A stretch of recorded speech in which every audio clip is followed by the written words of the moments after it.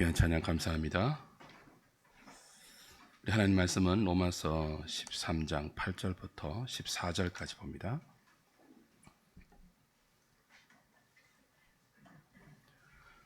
신약성경 257페이지, 258페이지입니다. 로마서 13장 8절부터 14절까지 제가 한 절, 여러분이 한 절 교독합니다. 피차 사랑의 빛 외에는 아무에게든지 아무 빚도 지지 말라. 남을 사랑하는 자는 율법을 다 이루었느니라.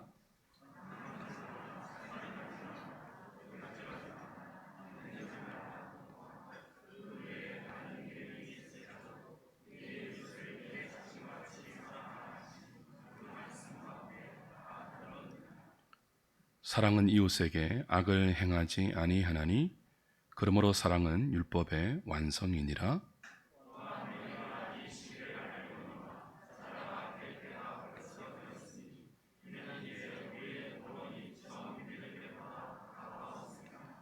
밤이 깊고 낮이 가까웠으니 그러므로 우리가 어둠의 일을 벗고 빛의 갑옷을 입자.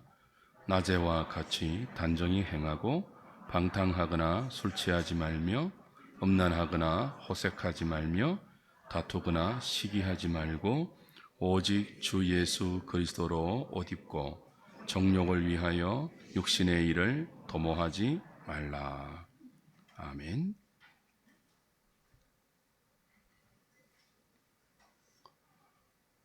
교회와 성도는 복음에 합당한 삶을 요구받습니다.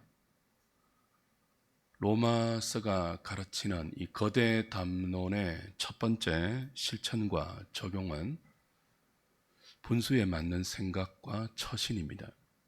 성경은 자기 자신과 지체에 대해서 마땅히 생각할 그 이상의 생각을 품지 말라라고 합니다. 하나님께서 각자에게 맡기신 믿음의 분량대로 지혜롭게 생각하라. 분수에 맞게 행동하라.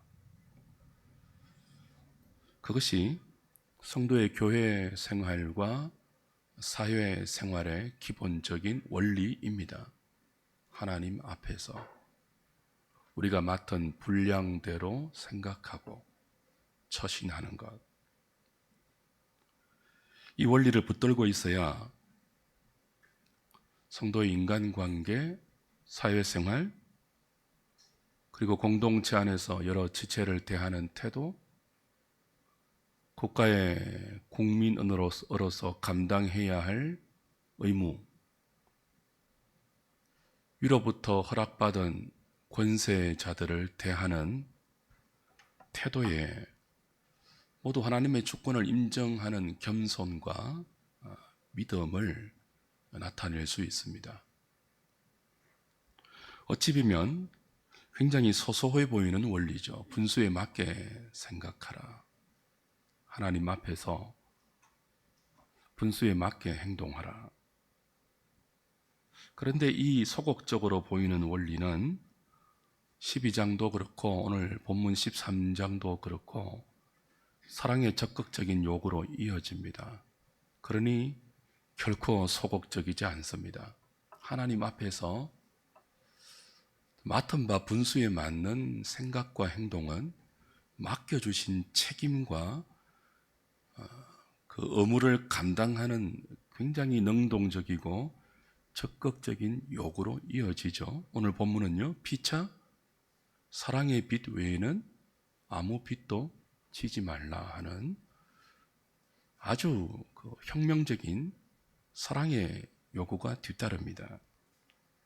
이웃을 내 몸처럼 사랑하라. 그 사랑하는 삶, 하나님을 사랑하고 이웃을 사랑하는 삶이야말로 성도가 이 세상이라는 무대를 살아갈 때 하나님 앞에서 역사와 세상과 이웃 앞에서 우리가 맡은 배역이고 역할이고 책임이고 의무입니다. 사랑. 그것이 우리의 역할이에요. 누가 우리에게 맡겨주신 역할이라고요? 하나님께서. 우리가 이 세상을 살지 않습니까? 세상은 무대입니다. 맡은 역할을 펼쳐야 할 무대인데요. 교회와 성도는 세상을 자기 욕망을 펼치는 무대로 생각하지 않습니다. 언제나 하나님께서 우리에게 부여하신 역할, 배역, 책임, 그 의무를 믿음으로 펼쳐야 할 무대를 세상으로 인식하고 그 세상 속에서 분수에 맞게 생각하고 행동합니다. 그 중에 하나가 뭐라고요? 사랑입니다.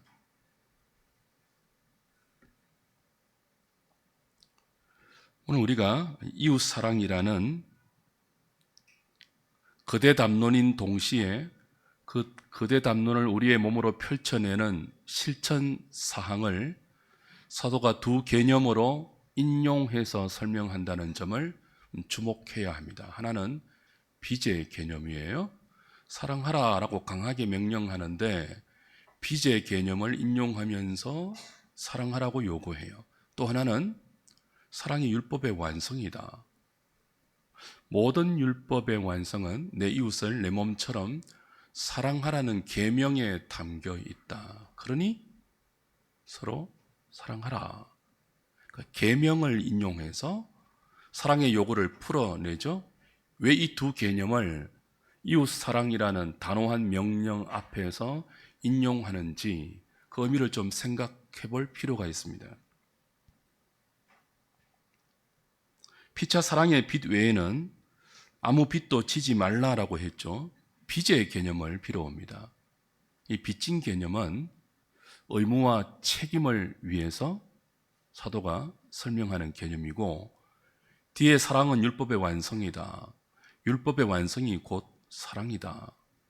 내 이웃을 내 몸처럼 사랑하라는 계명에 하나님의 모든 율법의 본의가 들어있다라는 이 율법의 인용은 책임과 의무를 넘어서 영광과 특권과 명예의 차원의 사랑을 설명하는 개념입니다. 이 두 개념의 의미를 확인하면서 우리가 이 세상이라는 무대를 어떻게 사랑이라는 내용으로 우리의 몸을 사용하면서 펼쳐낼 수 있을지를 좀 확인하겠습니다. 기독교를 요약하면 사랑이죠. 누가 부정하겠습니까? 사랑은 저와 여러분이 믿는 기독교 신앙의 골자요, 핵심이고 근본이고 시작이고 마지막입니다. 요한복음 13장 한번 확인해 보십시오. 요한복음 13장, 여러분이 잘 아시는 구절 13절부터입니다.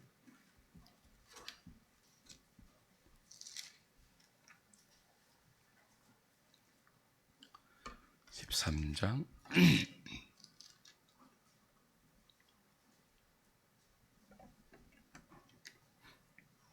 34절 35절 봅니다. 같이 읽을까요? 새 계명을 너희에게 주노니 서로 사랑하라. 내가 너희를 사랑한 것 같이 너희도 서로 사랑하라. 너희가 서로 사랑하면 비로소 모든 사람이 너희가 내 제자인 줄 알리라. 기독교인의 트레이드 마크, 우리가 성도됨, 교회됨, 하나님의 백성됨, 그리스도의 신부됨, 제자됨을 확인해 주는 가장 선명한 마크는 사랑입니다. 전도, 기도, 예배 이런 것 들지 않고 서로 사랑하면 너희가 내 제자인 줄 알리라. 그것이 내가 너희에게 주는 새 계명이다. 주님 말씀하세요. 새 계명은 옛 계명과 전혀 다른 계명이다. 그런 뜻이 아니고 내용은 사랑이라는 똑같은 내용이지만 옛 계명은 두 돌판이라는 형식에 담아서 주셨잖아요. 새 계명은 예수님이 직접 성령을 통하여 우리의 마음의 신비에 새겨주신 계명이다 라는 의미에서 그 옛 계명, 새 계명을 구분하는 것이지 그 내용, 하나님 사랑, 이웃 사랑은 동일하죠. 서로 사랑하는 것, 하나님 사랑에 기인해서 우리에게 맡겨진 이웃을, 지체를 사랑하며 살아내는 것, 그것이 기독교의 트레이더 마크입니다. 갈라디아서 5장 13절 보십시오. 고린도 전후서 갈라디아서 5장 13절. 형제들아, 너희가 자유를 위하여 부르심을 입었으나 그러나 그 자유로 육체의 귀회를 삼지 말고 오직 사랑으로 서로 종노릇하라. 예수 믿는 신앙은 진리와 자유를 생명으로 받은 것입니다. 우리에게 주어진 모든 시간을 우리는 자유로 살아낼 수 있는 능력을 위로부터 받았습니다. 그 하나님 나라의 신비한 생명을 허락받은 모든 기회에 진리로 자유로 펼쳐낼 수 있는 유일한 존재가 교회와 성도입니다. 그래서 우리는 이 주께 받은 이 자유를 육체의 귀회로 사용하지 않고 오직 사랑으로 서로 종노릇하는데 사용합니다. 사랑으로 종노릇하는데 우리의 생명, 우리의 자유, 우리의 시간을 사용하라. 성경의 대전제이죠. 고린도전서 13장 13절 보십시오.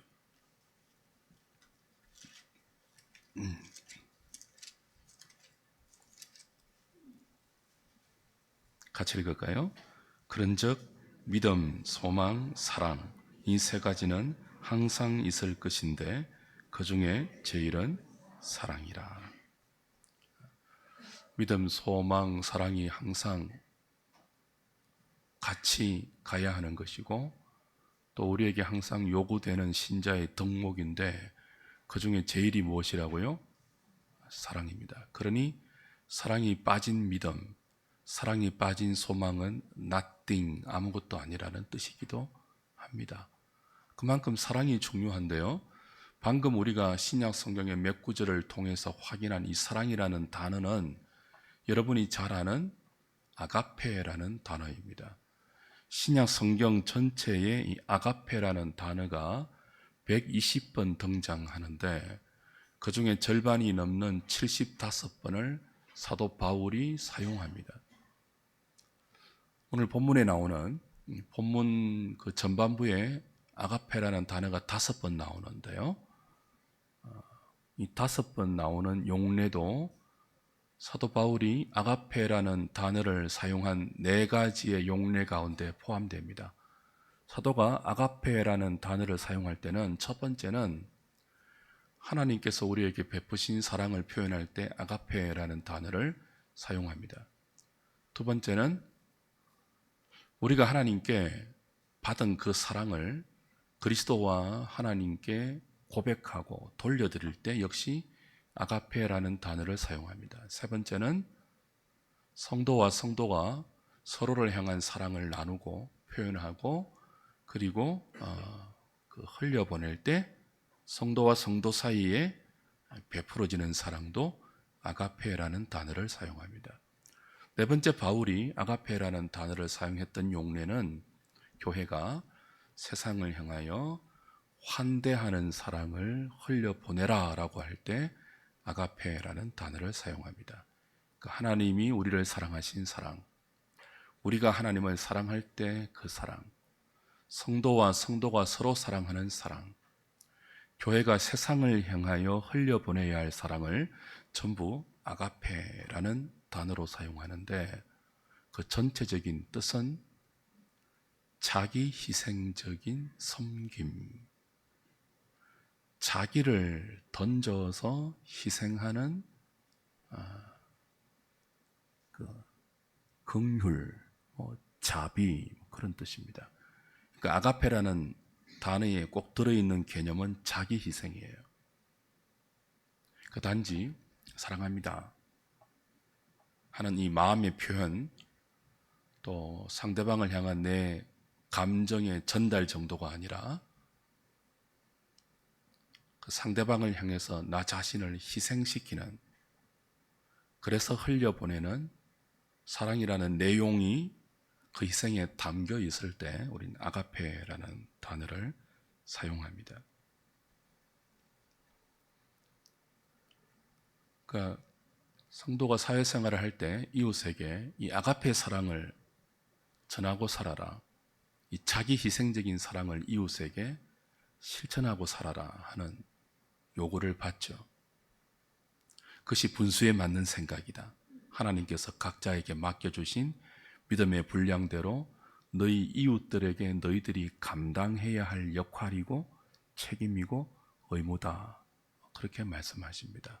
아가페 사랑. 누구에게요? 이웃에게. 왜 그렇게 해야 되느냐라고 할 때 빚의 개념을 사용하세요. 우리가 빚진 자이기 때문에 그렇다. 사랑의 빚을 지고 있기 때문에 그 빚을 이웃에게 갚아야 채무가 없어진다. 뭐 그런 의미로 이웃 사랑을 성도의 사회생활에 가장 중요한 핵심으로 요구하고 있죠. 빚진 상태는 누군가에게 갚아야 할 의무를 지웁니다. 빚을 졌다면 그건 갚아야 할 의무가 내게 생겼다. 그런 뜻이에요.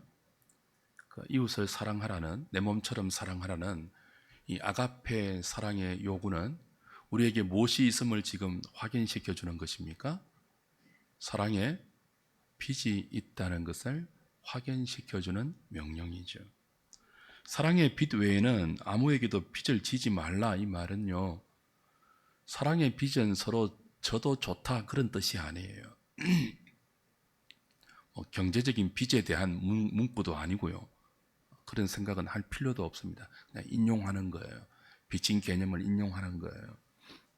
그 피차 아무에게도 사랑의 빚 외에는 아무 빚도 지지 말라 이 말은 그럼 사랑의 빚은 져도 좋습니까? 그런 뜻이 아니고 사랑의 빚을 갚는 채무자의 심정으로 세상이라는 모델을 살고 이웃을 대하라 그런 의미입니다. 이 빚졌다라고 할 때 이 단어는요, 영어로 따지면 그 조동사 must, have to에 해당되고 조금 더 강한 ought to에 해당되는 것입니다. 그렇게 안 하면 안 되는 것. 마치 무엇처럼요? 채무자가 빚을 갚아야 할 의무를 반드시 감당해야 하듯이 우리는 사랑의 빚을 이 세상이라는 무대 속에서 이웃을 향하여 갚아야 하는 의무가 있다. 그렇게 해야만 한다. 그런 의미입니다. 다른 빚은 다 갚을 수 있습니다. 열심히 갚으면 돼요.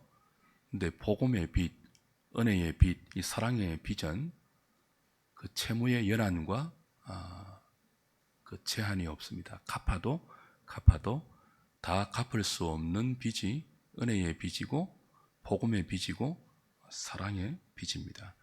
그러므로 피차 아무에게도 사랑의 빚 외에는 빚을 지지 말라는 이 명령은 사랑하고 또 사랑하고 또 사랑하며 살아야 한다는 사랑의 굉장히 강력한 강조법입니다. 평생을 갚을 수 없는 사랑의 빚을 진 자의 심정으로 이웃을 대하라. 그런 뜻이죠. 주 안에 사랑하는 여러분, 우리에게 이웃은 경쟁의 대상이 아닙니다. 극복의 대상이 아닙니다. 꼭 이겨야 할 그 싸움의 대상이 아닙니다. 어떤 대상이죠? 빚을 갚아야 할 대상입니다. 어떤 빚을 갚아야 되죠? 사랑의 빚을 갚아야 할 대상입니다. 세상이 이웃을 대하는 인식과 교회와 성도가 이웃을 대하는 인식이 너무 큰 차이가 나죠. 우리가 언제 빚을 졌습니까? 그들로부터 빚진 적 없잖아요. 그들이 언제 우리를 사랑했습니까? 그런 적 없잖아요. 근데 왜 우리가 세상을 살 때 그 세상 속에서 함께 섞여 사는 이웃을 대할 때 이 채무자의 심정을 가지고 그들을 대해야 하고 채무자의 빚 갚는 의무를 가지고 그들에게 내 몸처럼 사랑하는 이게 아가페 사랑을 몸으로 펼쳐내어야 합니까? 우리가 그 세상이라는 큰 무대에 함께 담겨 있는 하나님의 사랑을 하나님으로부터 받은 적이 있고 지금도 받고 있기 때문입니다. 요한일서 4장 가보십시오. 요한일서 4장.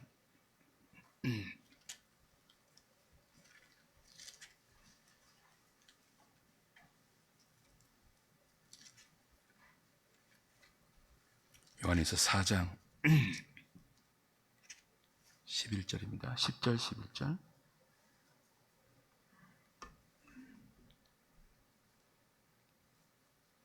사랑은 여기 있으니 우리가 하나님을 사랑한 것이 아니요 하나님이 우리를 사랑하사 우리 죄를 속하기 위하여 화목 제물로 그 아들을 보내셨습니다. 사랑하는 자들아 하나님이 이같이 우리를 사랑하셨은즉 우리도 서로 사랑하는 것이 마땅하도다. 자, 우리 안에 이같이 사랑하신 하나님의 사랑이 부어진 적이 있습니다.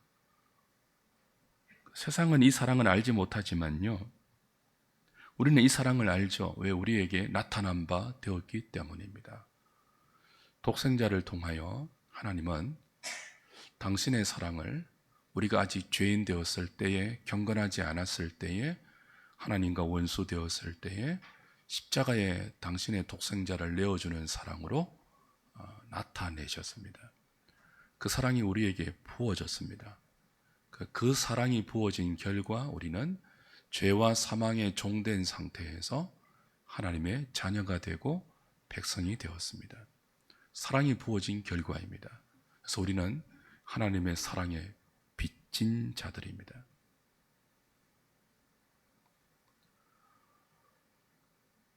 예수 그리스도를 십자가에 내어주신 그 사랑, 예수 그리스도를 우리와 연합시켜서 우리의 머리가 되게 하신 그 사랑, 아직도 부어지고 있습니다. 그러니까 이 사랑은 갚을 수가 없는 무한한 사랑입니다. 아무리 갚고 또 갚아도 절대로 채무가 지워지지 않는 영원한 사랑의 빚입니다. 우리에게 나타난 이 사랑이 채무로 우리의 영혼 가운데, 우리의 믿음 가운데 흔적으로 남아있으니 우리 믿음 속에 보이는 이 뚜렷한 하나님의 사랑을 확인할 때마다 너희가 이 사랑의 빚진 자임을 알고 그 사랑을 하나님 사랑과 이웃 사랑으로 갚아야 한다. 내가 너희들을 남겨둔 이 세상이라는 무대는 바로 그 사랑을 펼칠 무대다. 그러니까 다른 거 펼치지 마라. 그 더러운 욕망, 쓰잘데기 없는 탐심, 그 욕망에 피대이는 부딪힘, 속이고 속는 거짓과 살인, 강포, 이것 내가 마련해 준 세상이라는 무대에 쏟아내지 말고 너희들에게 분량대로 허락한 이 믿음의 분량대로 너희들에게 허락한 이 시간의 길이만큼 이 세상이라는 무대를 그렇게 사랑하며 살아라. 왜? 너희가 빚진 자이기 때문이다. 이렇게 사도는 이 빚짐의 논리를 인용합니다. 왜 우리가 세상의 반응과 상대방의 반응과 상관없이 아가페 사랑을 우리의 몸으로 실천하며 살아야 합니까? 왜 우리가 세상과 역사와 이웃 앞에서 다른 사람은 인정도 하지 않고 별 표시도 나지 않는, 우리가 사랑하면 박수치지 않거든요. 이용할 뿐입니다, 세상은. 그런데도 왜 우리가 끝없이 사랑하며 살아야 하느냐? 때로 악한 정부 속에서, 간악한 위정자들 속에서, 이 세상이라는 불의와 부조리한 그 내용 속에서 왜 우리는 끝없이 사랑하며 살아야 합니까? 그것이 우리에게 하나님께서 맡겨주신 책임이기 때문입니다. 그래서 사랑하며 사는 것이 분수에 맞는 것입니다. 이게 절대로 사소한 것이 아닙니다. 생각할 그 이상의 생각을 품지 말고 각자 하나님께서 맡겨주신 믿음의 분량대로 생각하라는 이 분수에 맞는 생각과 처신은 절대로 소소하고 소극적이지 않습니다. 하나님께서 우리에게 무엇을 맡겨주셨다고요? 아가페 사랑을 우리의 분수로 맡겨주셨습니다. 그러니 사랑하지 않는 삶은 분수에 맞지 않는 삶입니다. 생각할 그 이상의 생각을 품는 것이 사랑하지 않으려고 하는 삶입니다. 하나님 앞에서 이 세상이라는 무대, 그리고 역사, 이웃들에게 우리가 맡은 이 사랑의 책임을 잘 감당하고 사랑의 빚을 잘 갚으며 살아가는 저와 여러분 될 수 있기를 주님의 이름으로 부탁드립니다. 두 번째는 율법의 개념을 인용하는 이유를 좀 확인할 필요가 있습니다. 이웃사랑이 우리의 책임이죠. 맡은 바 배역이고 역할이고 의무죠. 그러나 이웃사랑은 단순한 책임 정도가 아닙니다. 그걸 율법이라는 개념으로 설명을 합니다. 사랑은 율법의 완성이고 율법의 완성은 사랑이고 하나님의 모든 계명은 내 이웃을 내 몸처럼 사랑하라는 여기에 다 담겨 있으니 서로 사랑하라라고 계명을 인용하는 이유는 이 이웃 사랑의 우리 의무가 단순한 책임과 역할 정도가 아니라 우리만 맡은, 우리만 감당할 수 있고 우리만 소화해낼 수 있는 대접과 명예와 특권과 영광이라는 의미가 계명이라는 인용에 담겨 있습니다. 계명은 율법이잖아요. 이 율법의 핵심이 십계명이고 그 십계명을 요약하면 하나는 하나님 사랑이고 또 하나는 이웃 사랑입니다. 그 사랑의 계명이 율법이죠. 근데 율법을 우리는 언약의 법 그렇게 부릅니다. 그 언약은 전제가 있는데요. 언약은 두 당사자 사이의 공식적인 계약을 말합니다. 페리트 그런 단어인데 공적인 계약이에요. 두 당사자 사이에 사적인 계약이 아니고 공적인 계약인데 그 공적인 계약의 핵심적인 특징은 사랑의 관계로 들어가는 계약입니다. 그러니까 하나님이 한 당사자이고 언약에 또 택한 백성이 그 언약의 또 다른 당사자인데 하나님과 하나님의 택한 백성이 이 언약이라는 공적인 계약을 통해서 특별한 관계로 묶입니다. 거래 관계가 아니고요. 이익을 주고받는 상거래 관계가 아니고요. 이 언약의 법으로 서로 묶여서 배타적이고 의존적이고 그리고 끝없는 특별한 사랑을 주고받는 아주 독특한 언약의 관계로 묶이는 것이 율법이 담고 있는 법의 특징입니다. 율법이 사랑하라는 계명이잖아요. 하나님 사랑하고 이웃을 사랑하라는 계명이잖아요. 우리가 그 계명으로 우리의 삶을 묶으면 그 계명으로 묶인 만큼 하나님과 우리가 사랑으로 묶여집니다. 그러니까 의무 정도가 아니라 분명히 의무의 형태가 있죠. 법이니까 어기면 징계가 오고 지키면 상을 받는 그런 법의 형태가 언약 안에 있어요.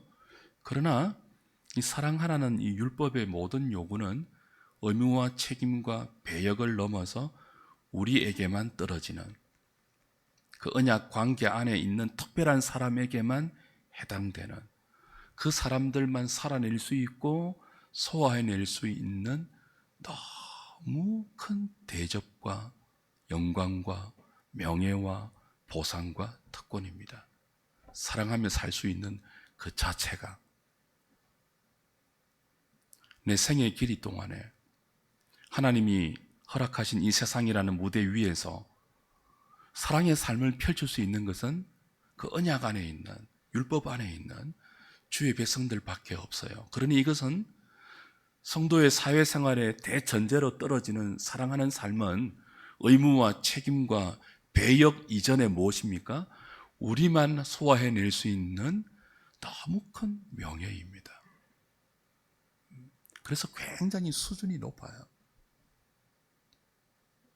마치 도달할 수 없을 지점까지 굉장히 높은 거룩을, 그리고 내용을, 그리고 그 지점을 향하고 있습니다. 악에게 지지 말고 선으로 악을 이기라고 했잖아요. 원수 갚는 것을 하나님께 맡기고 너를 저주하는 자를 오히려 축복하고 그를 위해서 기도하고, 원수가 줄이면 먹이고, 그렇죠? 목마르면 마시게 하고 헐벗으면 입히라 그랬잖아요. 그 정도 수준까지 성도의 사회생활에 주어지는 의무는 그 책임을 넘어 우리만 흉내낼 수 있고 소화낼 수 있고 감히 살아낼 수 있는 우리에게만 허락된 특권 중의 특권이에요. 그래서 굉장히 수준이 높습니다.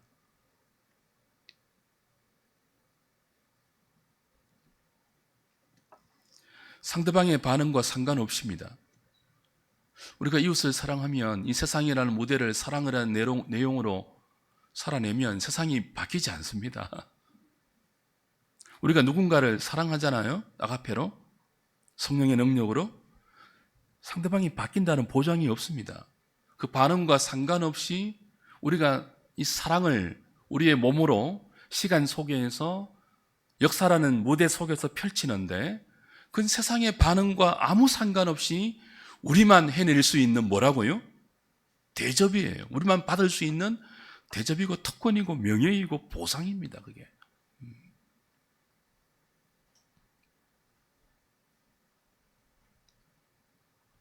그래서 이 사랑하라는 성경의 요구를 우리의 몸으로 조금이라도 펼쳐낼 때 우리는 확인받죠. 하나님과 내가 지금 이 특별한 사랑의 관계 속에서 묶여서 그 하나님 사랑의 힘으로 상대방의 반응과 상관없이 이 사랑을 흘려낼 수 있구나. 하나님 사랑을 어떻게 확인한다고요? 어떻게 경험한다고요? 이웃을 사랑해 볼 때입니다. 내 몸처럼 사랑해 볼 때입니다.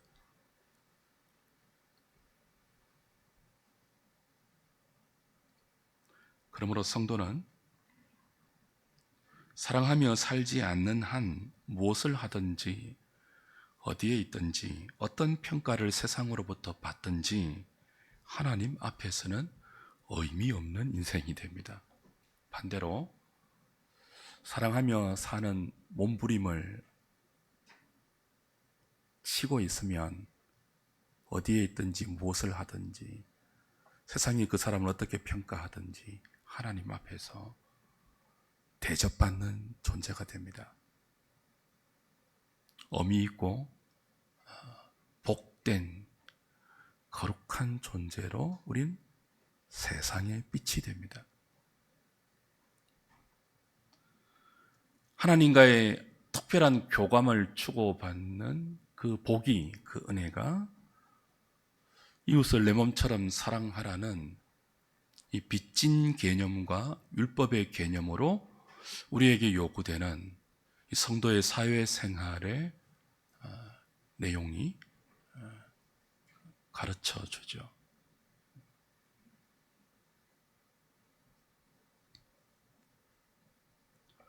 애초 하나님의 형상으로 인간이 지음받았을 때 하나님은 인생을 그런 존재로 지었습니다.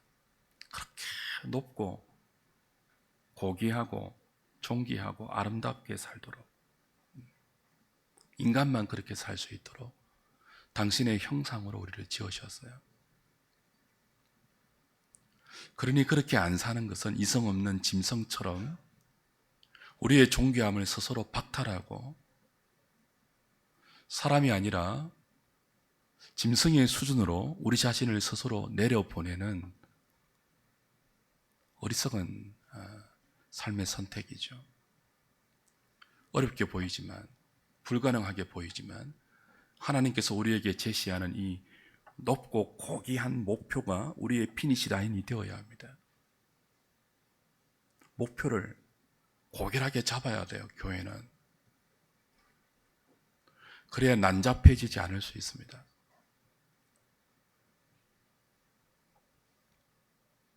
세상은 감히 상상하지 못할 꿈을 교회는 품어야 하지 않습니까? 여러분에게 기독교는 어떤 의미입니까? 누구보다 열심히 기도하고 누구보다 진심을 바쳐서 누구보다 잘 사는 것입니까? 모든 사람이 부러워하는 존재가 되는 것입니까? 그렇지 않습니다. 그렇게 살라고 십자가에 하나님께서 당신의 독생자를 달지 않았습니다. 그렇게 살라고 해골, 골고다 위에 그리스도의 십자가가 세워지지 않았습니다.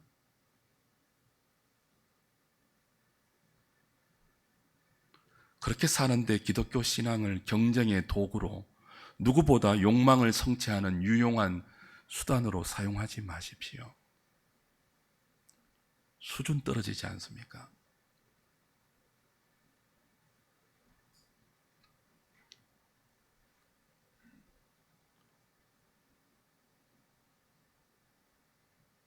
그러니 사랑하고 살라는 이 성경의 요구 앞에 예 하나님 알겠습니다.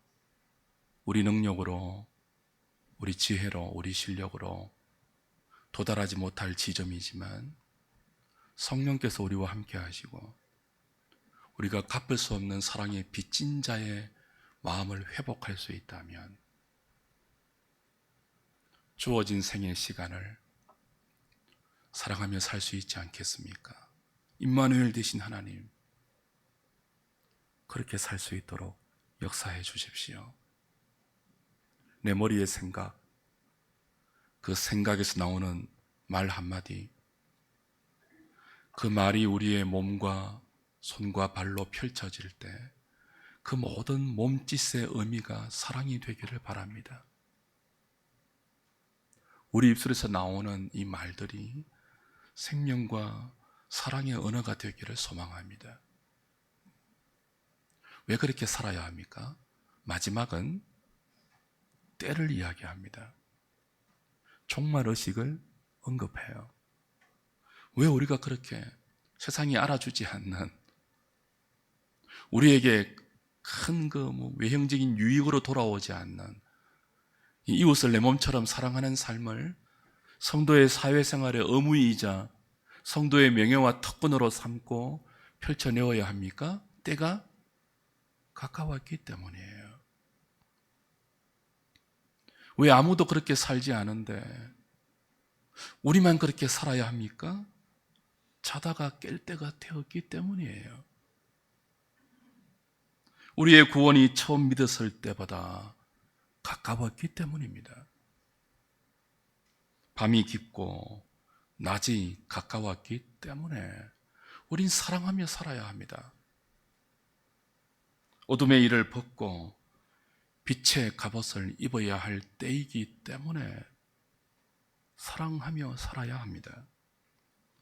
정욕을 위하여 육신의 일을 도모할 때가 아니기 때문에 이제는 예수 그리스도로 옷 입고 주님이 우리를 사랑하셨듯이 우리도 서로 사랑해야 할 그 때가 얼마 남지 않았기 때문입니다. 정호성 시인에 따르면 오늘 우리가 헛되이 보낸 시간은 어제 죽은 사람이 그토록 그리워하던 내일입니다. 우리가 사랑하며 살지 않는 오늘은 다 헛되이 보낸 시간이고 그 헛되이 보낸 시간은 어제 죽은 사람이 그토록 더 살아내고 싶은, 더 살아보고 싶은 내일에 해당됩니다. 죽음을 앞둔 사람에게 남아있는 모든 시간은 사랑하며 살기에도 부족하지 않습니까? 그러므로 사랑하고 살지 않는 모든 시간은 사실 헛되이 보낸 시간이죠. 허비된 시간이죠.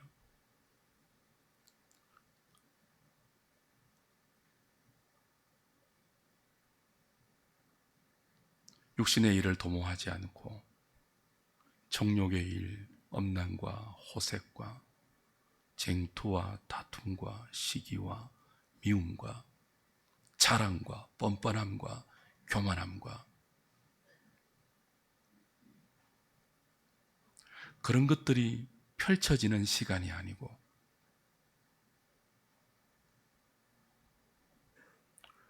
사랑할 수 있는 시간으로 우리에게 허락된 오늘 그리고 내일을 그리워할 수 있기를 바랍니다.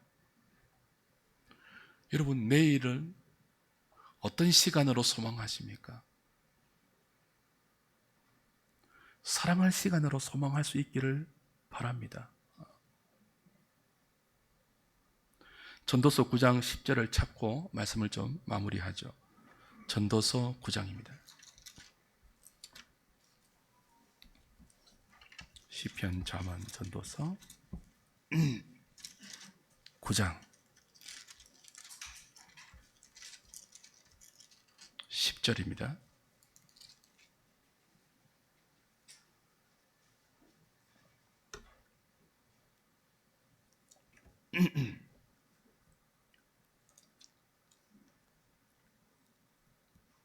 같이 읽을까요? 시작. 내 손이 이를 얻는 대로 힘을 다하여 할지어다. 내가 장차 들어갈 서울에는 일도 없고 계획도 없고 지식도 없고 지혜도 없음이니라. 이걸 직역하면 이런 뜻입니다. 무엇이든지 내 손으로 할 만한 일을 찾으면 온 힘을 다하여 하라. 네가 가게 될 무덤에는 일도 계획도 지식도 지혜도 없기 때문이다. 아직 우리가 무덤에 내려가지 않고 있는 이때는 그냥 흘려보내는 시간이 아니라 사랑하며 살라고 주신 하나님의 기회입니다. 무엇이든지 우리의 손, 우리의 머리, 우리의 발, 우리의 몸으로 사랑할 수 있는 일을 찾으십시오. 그리고 온 힘을 다하십시오. 무덤에 내려가면 사랑할 계획을 세우지도 못합니다. 누구에게 이 마음 전해야지.